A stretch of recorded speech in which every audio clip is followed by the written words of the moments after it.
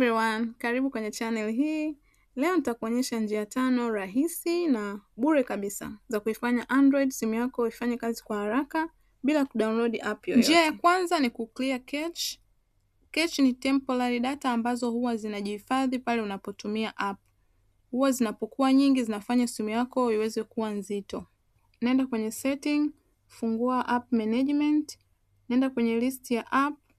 Baada ya hapo, fungua app ambazo unahisi unazitumia mara kwa mara.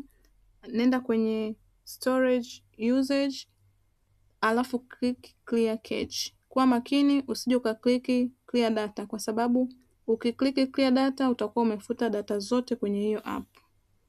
Njia ya pili ni kuondoa app ambazo hauzitumii kwenye simu yako. Nenda kwenye setting, nenda kwenye apps, angalia app ambazo hauzitumii, uninstall.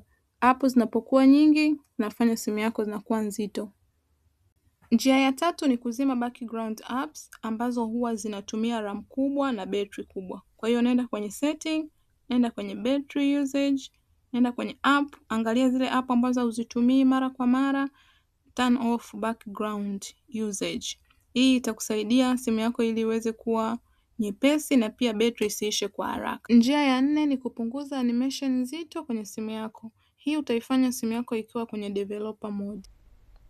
Ili kuturn on developer option kwenye simu yako, nenda kwenye settings, bonyeza about phone, nenda kwenye baseband and kernel, build number, bonyeza hapa build number mara 7. 567 itatokea. Utaingiza lock screen password. Baada hapa tayari you are in developer mode, inakuambia ukisha set developer mode, njoo hapa kwenye additional setting, nenda kwenye developer option, angalia kwenye animation. Hii inategemea pia menu ya simu yako, inategemea unatumia simu gani, lakini hiyo ndio namna ya kufanya animation. Nenda punguza animation scale mpaka 0.5. Unaona tayari kwa haraka imesha kuja.